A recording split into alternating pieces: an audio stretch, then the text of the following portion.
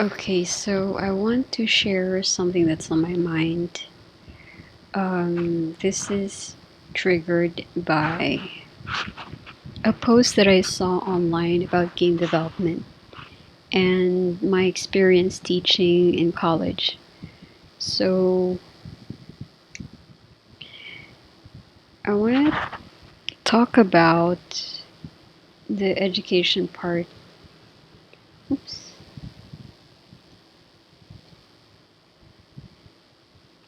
Where do I adjust the size?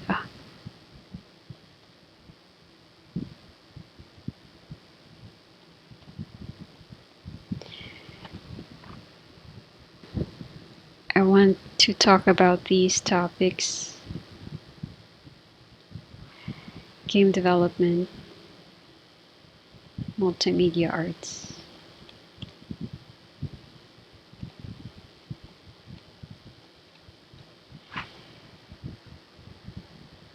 So I believe we are at an advantage. When I graduated, I was one of the first, I was part of the first batch um, who graduated in multimedia arts. And there was only one other university that offered this a year earlier than my school did. And we were at an advantage because we were learning traditional and the different medium in graphic design,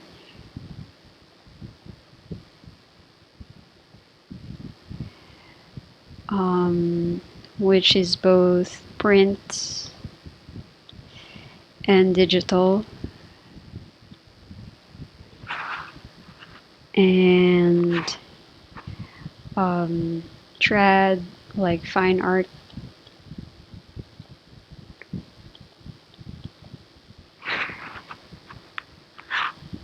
and animation,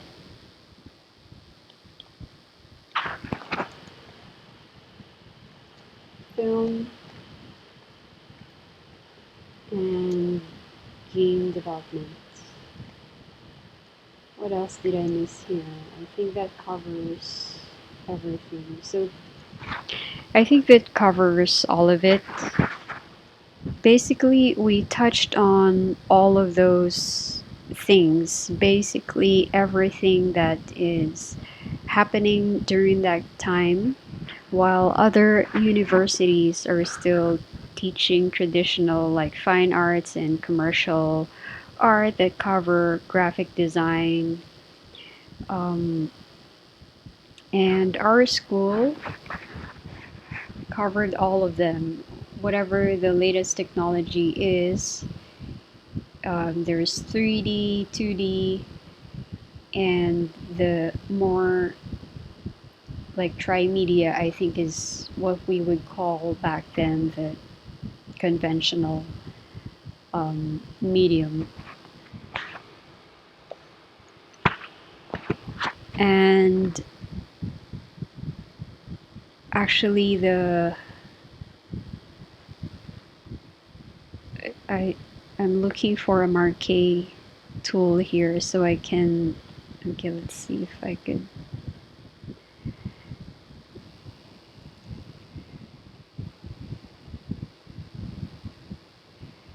Actually, the order was like this for me: multimedia arts,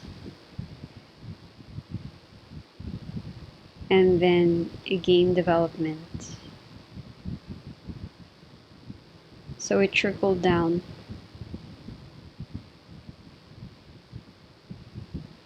Let's make it trickle down.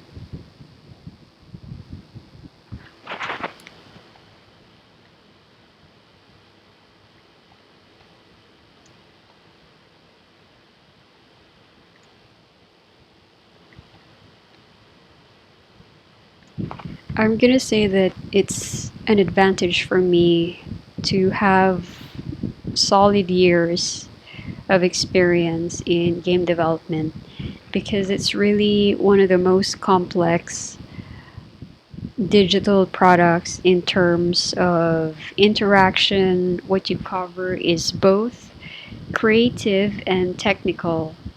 So the best game development team have the best in the visual side, the visual development side, and also the programming side. So it's um, like left brain, right brain, if you categorize things that way. That's one way of looking at it. But basically, you need to have the best of both worlds in the visual, like art side, and also the technical side. So there's among all of these things, I don't find anything more complex unless you combine, which it's already in game development, like the techniques that you find in film and animation. Oh, we haven't mentioned here architecture.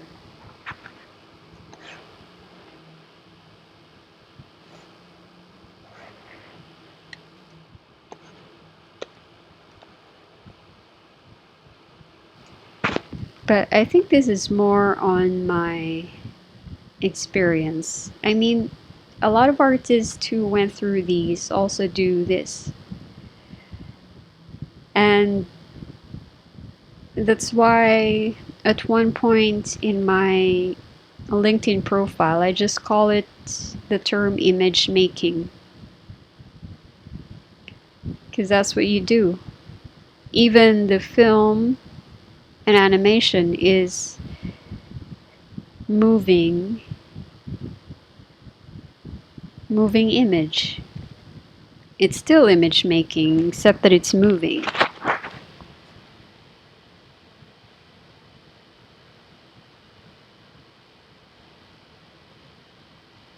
So, I've seen as well how game development change architecture.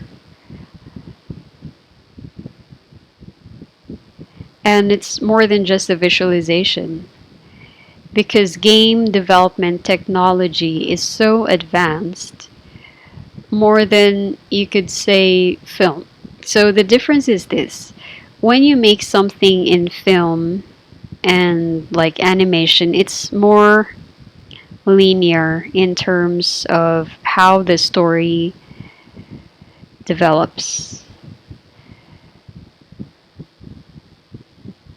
So the difference is there's interaction, and part of the story development, how the story develops, is the player, right? So the player becomes a co-creator of the narrative. And wait, co-creator.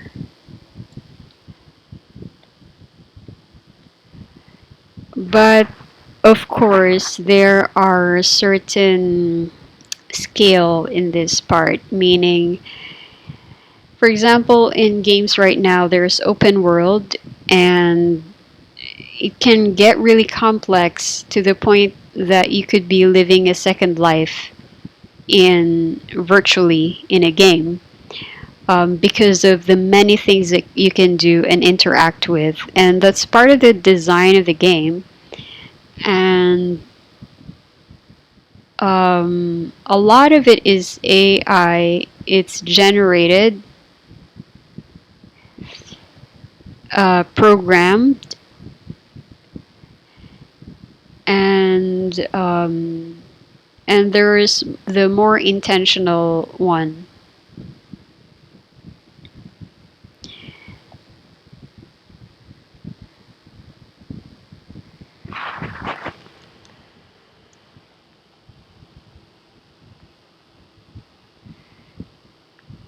Programmed and AI generated is both, because basically it's just like a smarter programming of the elements in the game.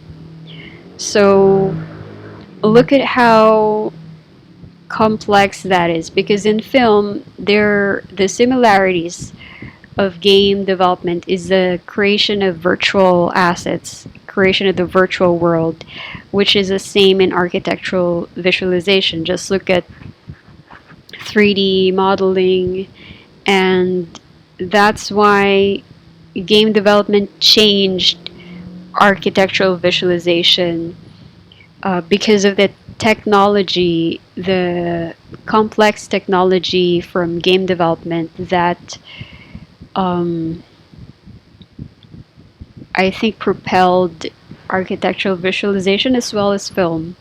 Um, okay, it's this is the big difference because of like the world, film and animation and architectural visualization can all relate in the virtual world.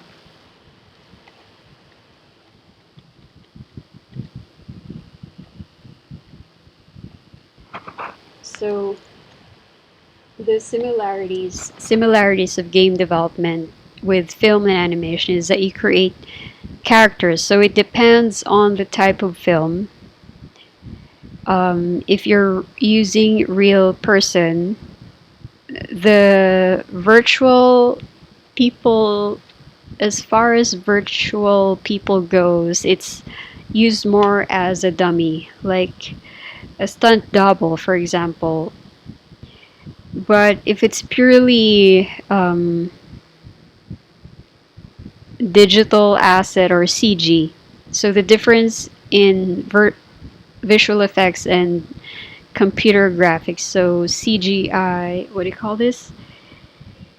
VFX and um, what do you call this? So there's a term. The term escapes me right now. I need some sleep. But there's a term that covers the computer generated ones versus effects that are created in real life. Um, but the main thing that I want to highlight here is the the process of creating people and also the place in the virtual world, meaning in 3D. And this has changed film as well. If you just look at Unreal and the use cases in these different industries, architectural visualization and film. And um, if you understand that, then AI tools is not so far fetched. So at some point, if you went through all of these things, if you went through game development, you're gonna appreciate AI. And it's a mix of appreciation, fear, and awe. I think that's also appreciation. But I've encountered this already in during the time I was in a game studio. And whenever there's a new upgrade, new feature of the later version of the tool that we use, there's fear reaction from people. Like, I don't understand why they're fearful. If this can do, like, it's gonna cut some time. Like, you don't have to go through the pain of, of certain tasks that is part of the process of creating, for example, a 3D model, a photorealistic 3D model, as one example, or even a stylized one. Like, it cuts off time in the process of making it.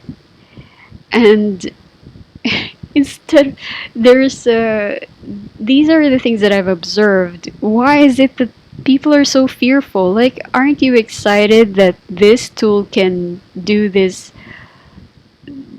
now? I think the reason why there's fear is because of knowing what you went through to learn the process, learn the software, and now it becomes useless because in one click of a button, this can happen. I think I think it's more of an attitude and more of a point of view. For me, it's experiencing what you've experienced in the past brought you to the present. And if you have a way, and in this case, a tool to get you faster to where you need to be, shouldn't you be celebrating?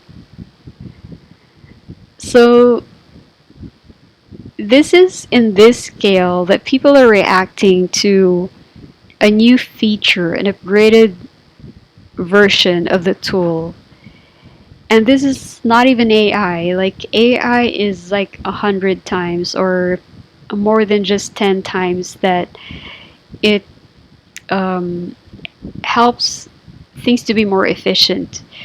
But at the same time, there's calibration that needs to be made. 'Cause there is a caveat where, again, it goes down to the belief and expectations and seeing what you see and wondering what more it could do. If it could do this, then maybe it could do that. So, um, what I'm trying to say here now is like my experience in downloading, having AI on my computer because I am hoping that this could do this or that.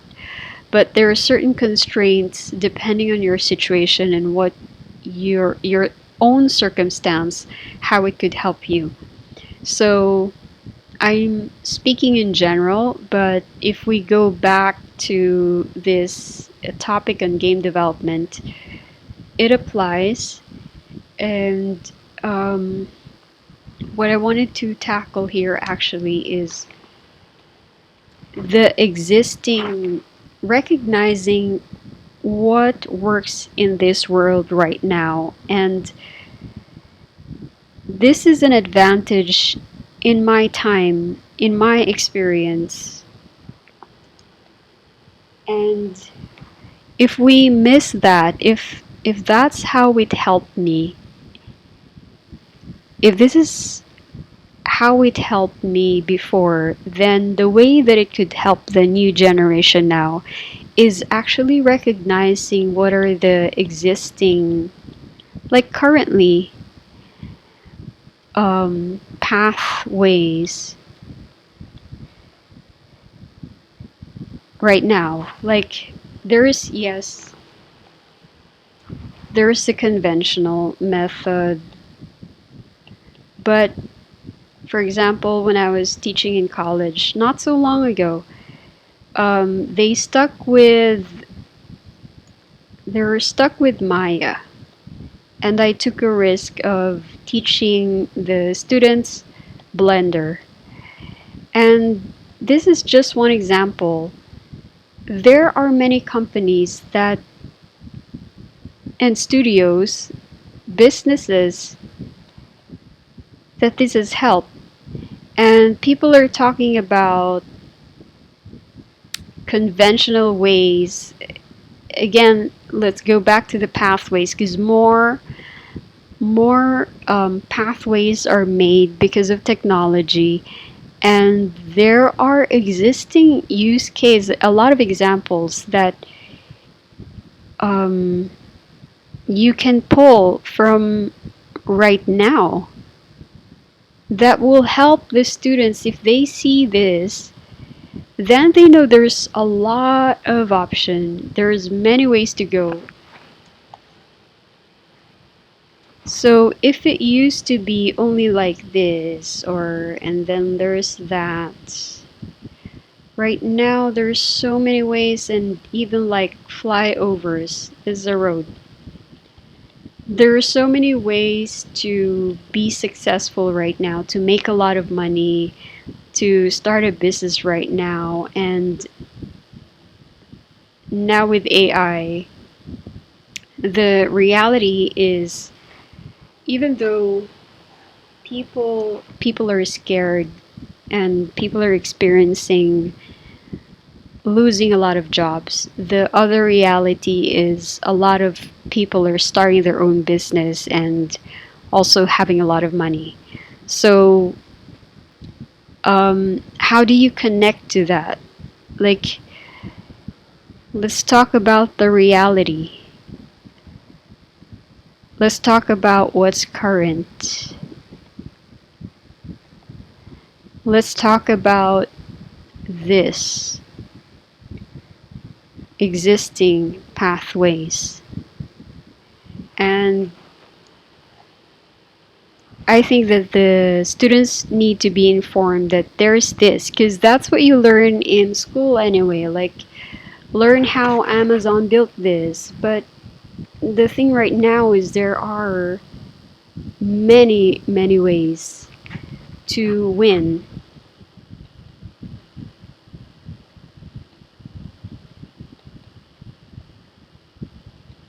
To win and to be successful.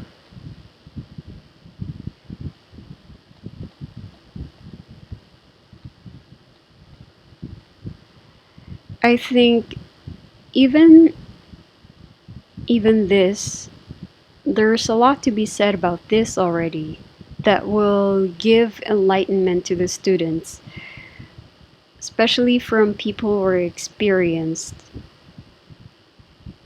And a lot of it is context and attitude and like perspective, and it's natural to have these discussions because younger generation don't have that kind of perspective that the older generation has.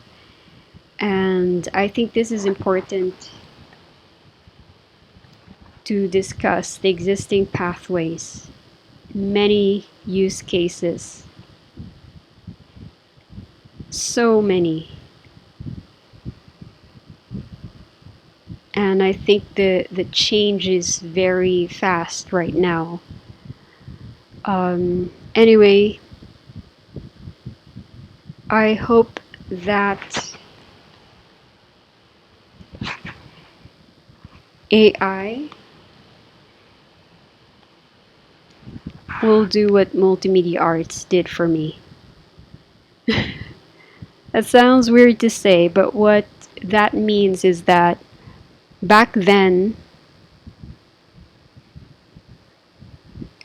not a lot of schools have pivoted to what is current, what was the existing pathways that time. And game development is only beginning and sprouting when I got into it.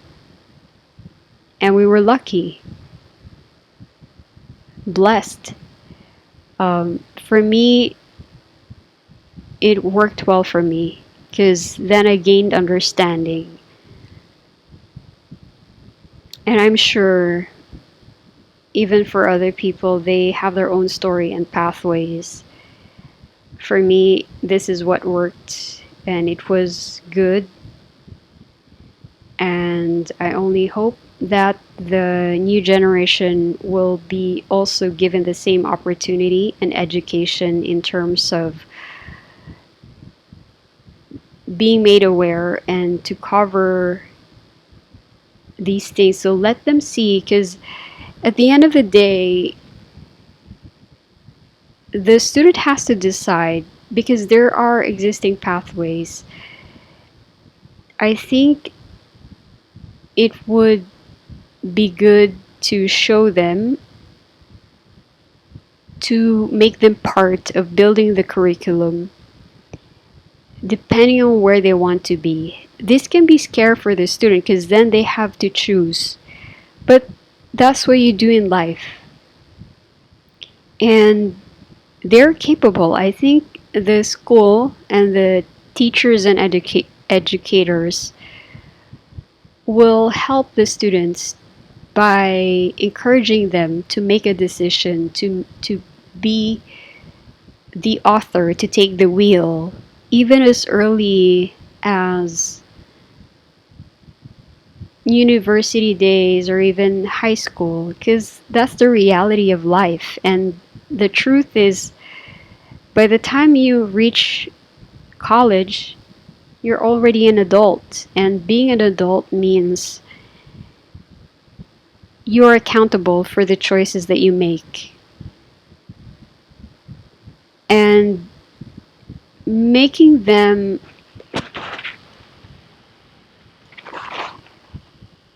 here are the keywords. I'll give the keywords.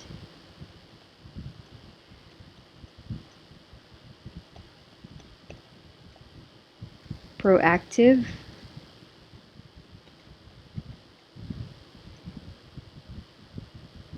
make their own curriculum,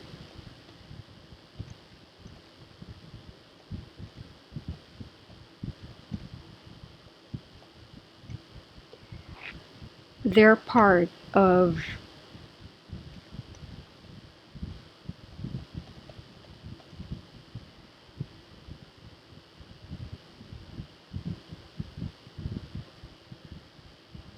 creating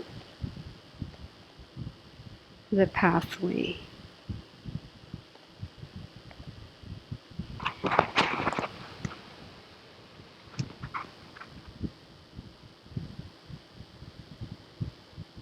So they can make their own curriculum. Just like understand that this is okay, the conventional,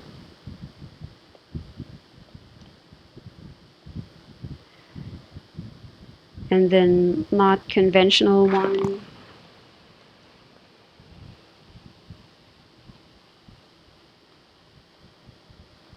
Not conventional.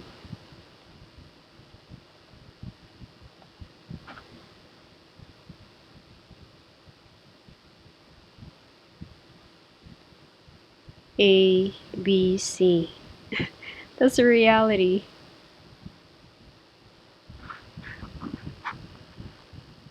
There are many pathways, and so you, you have to ask them, okay, do you want to be working in a company like EA, Ubisoft, or do you want to work in an indie or a startup, or to make your own company?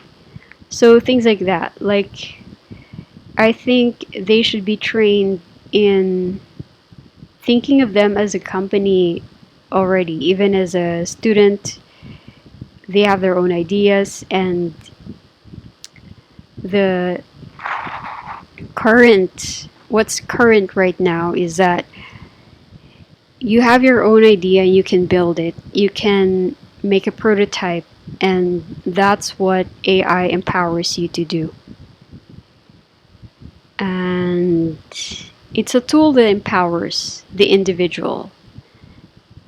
It helps you get these extra hands and make things more efficient, but then you have to have the knowledge, and you get the knowledge from those who are experienced, or if you're bold enough, which you have to be able to experiment and test responsibly. As a student, you can be, I think you have, I'm going to say it this way right now. You have the excuse to go wild right now while you're still a student. But I don't want that to be miscoded or misunderstood that you can be irresponsible. It's not like that. Do it responsibly. And in school, this is where you learn about like copyright and things like that. But the main thing is not to be scared of the tool. So don't be scared of the tool. because that's what you use to make money. That's what you use to make things. That's what you use to make a living. That's what you use to earn a livelihood. That's what you use to earn money. That's what you can use to get food, put a roof over your head. It's a tool. Don't be scared of the tool. Learn how to use it for good.